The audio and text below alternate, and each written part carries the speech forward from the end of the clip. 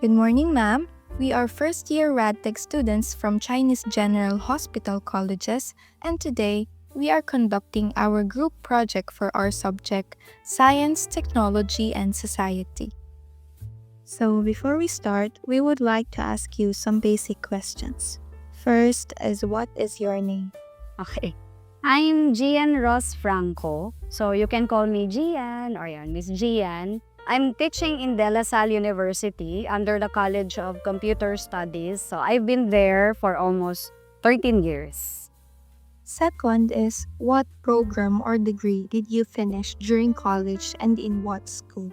Okay. I took computer science, Bachelor of Science in Computer Science at Emilio Aguinaldo College. What is computer science? What kind of work do professionals in this field do? Okay, so computer science is all about the study of computational systems or computing systems. So when we talk about computing systems, it's not just computers alone. So anything that we use to process data, so that is identified to be under the computing system. It includes sub-areas like machine learning, artificial intelligence, neural network, even computer networks, yan, and also programming are also part of computer science. Field of work, as long that there are data processing, obviously, since we're now in this IT era, information technology, as long that there are computers, there are data to be processed, and you need automation, you need new solutions for specific problems, then I think computer science is suited to those areas. Second question is, what inspired you to pursue a degree in computer science? Okay, inspired. Actually, yung ComSci was not my first choice. So, it was not my choice. Choice siya nung parents ko. Kasi way back in 1990s, yan, mga late 1990s, nagbo-boom yung computer science. So, ang first choice ko talaga is dentistry. So, gusto kong maging dentista. Since, yun nga, parents ko yung mag-fund and at the same time, mag-support sa college ko. Nung time na yon, 1996, I think, sobrang sikat noon yung computer science. So as in, new program siya, konti lang ang may alam ng ComSci and nag-uumpisa na yung trend about the use of computers. Yon. So yun yung naging option, naging choice ng parents ko why I took computer science. But it was not my choice. Pero somehow nakaya naman. So nadaan sa tiyaga, kaya natapos ko naman yung computer science. While studying, did you learn to love the program despite it not being your first choice? At first, no. Kasi mahirap. Sobrang hirap. Especially, marami siyang problem-solving areas. Like, we even had engineering, mga resistors, problems, yan. Mga let's say basic engineering, pero sobrang hirap because wala akong background sa computer science, wala rin akong background at all when we talk about computers. Hindi ako nakagamit ng computer, ang alam ko lang typewriter. So way back that era.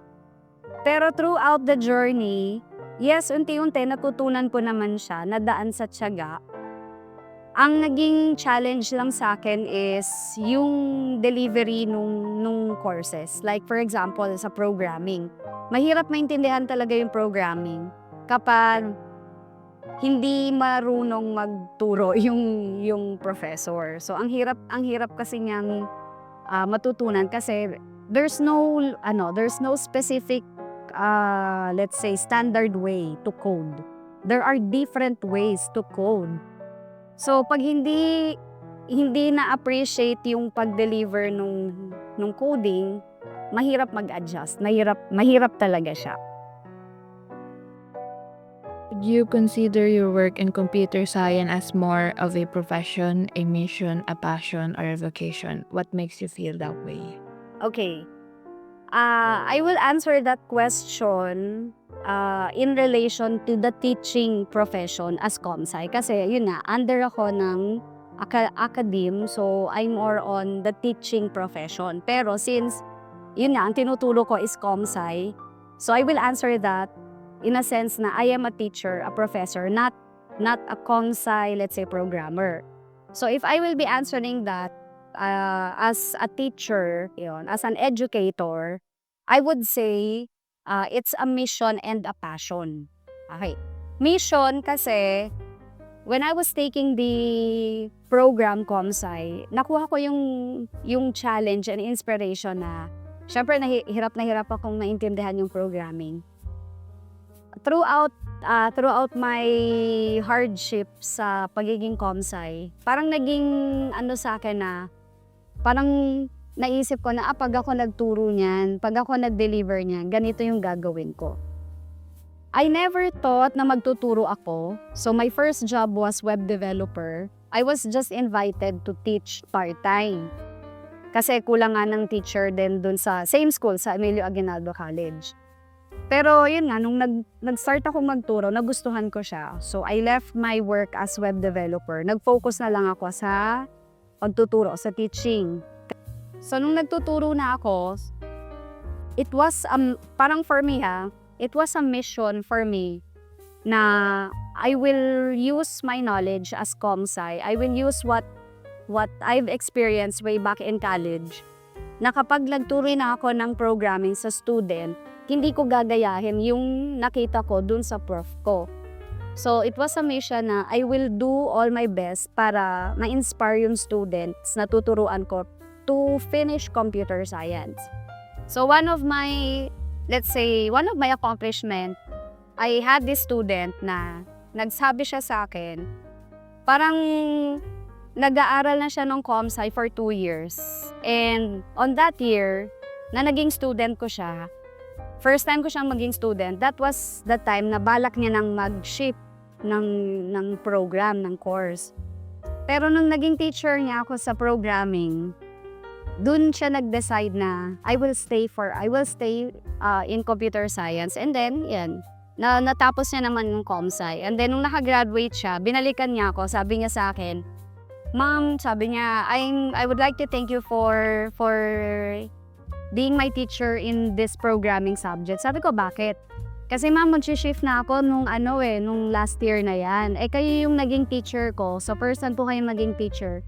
Nung naging teacher ko kayo dun sa programming, yun daw yung nag-open ng parang isip niya na I will stay sa programming. So, mas naintindihan niya daw yung programming nung ako na yung nagturo. So, yun. For me, yun yung parang masasabi ko na it's a mission for me na you have to love ComSci. Okay? Or else, baka hindi ka talaga para sa ComSci. Then, at the same time, passion. Kasi, I love what I'm doing. Especially teaching. Kasi, at the same time, I'm also learning. So, especially sa ComSci, hindi natatapos yung pag-aaral. Kasi, every 3 months, may bagong technology. So, we have to update ourselves. And yun, nakaka-meet naman ako ng mga bagong tao din. At the same time, more students yung nai-inspire ko for teaching. So, for me, it's a mission and a passion at the same time. For our next question, what do you think are the pros and cons of this career? Okay, pros and cons. So, pros are continuous learning. So, you will never stop learning kasi every 3 months there will always be new technology. So you have to update yourself. Tapos to update ourselves, we have to attend training, seminar. So yun, nakakamit ako ng mga bagong tao, nakakilala ng mga bagong tao. That will also help me with my career. Cons naman, same din. Nakakapagod ng mag-aral. Pero kasi sa field ko, like for example sa teaching, we shouldn't stop learning or we shouldn't stop studying. So I have to continue my continue learning, continue studying. So yun din. So pros at the same time cons yung kailangan updated ka palagi. The good thing is may natututunan akong bago. How do computer science contribute to technological advancements in healthcare? Okay, actually madami kasi part nung tinuturo ko yan, may mga ganyan kami or parang how do we see IT in the field of this healthcare, so on and so forth. If you're familiar with Google DeepMind, it's an AI that detects eye diseases with 97% accuracy. So even on that field, even on healthcare, computer science is very much pressing. Yung ginagamit pa lang ng mga CT scan, yan. So to scan all those parts of our body, they are all somehow designed using the computing technology. Okay? Meron ding electronic healthcare record, pero I'm not sure kung meron na tayo dito sa Pilipinas. So it will somehow synchronize all the data of the patient. Kahit saan siya pumuntang ospital, dapat pwede nang ma-access yun ng another hospital kung ililipat siya. Hindi na yung paulit-ulit ng paghingi ng record ulit. So if we have an electronic healthcare record, yun, it will somehow allow the other hospitals to access the record of the patient. So sa atin, wala pa nun, pero sa ibang bansa, meron na nun. Then we have the continuous glucose monitors, AI in drug discovery, and then future possibilities like for example 3D printed organs, yan, pwede na siyang magamit to replace like mga body parts ng katawan natin.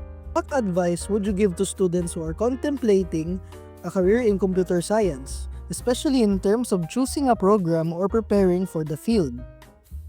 Advice. Okay, so it's somehow different nung time namin sa time nyo. Sa generation ninyo, since you have this convenient access of information, 'di ba? Isang click nyo lang, isang open nyo lang ng cellphone nyo, isang connect nyo lang. Basta tama lang yung keyword, you will all have this information. So my first advice is to do research before you enter or before you pursue a degree in computer science. Perform all possible research, not only about computer science, but also to the school na papasukan ninyo. So, maghanap kayo ng information or, let's say, credibility ng school. Okay, I'm not saying you have to go to the top 3 schools. Kasi meron naman din ng, mga wala sa top 3 schools na maganda rin yung pagtuturo nila ng ComSci. So, research all about the program and yung school na papasukan ninyo. Yun. Second is, ask also your parent or talk to your parents about what you want to pursue. Kasi ang hirap nung sila may gusto pero ikaw hindi mo naman gusto. So if you really want to go to ComSci, talk to your mom or your dad what will be your future pag ComSci. Before, sabi ko nga, wala naman talagang background yung parents ko sa ComSci So pinakuha lang sa akin. Pero hindi nila alam ano yung magiging work ko, basta dapat makatapos ka lang ng pag-aaral, parang ganun lang. So research, talk to your parents about the program that you want to pursue and analyze yourself.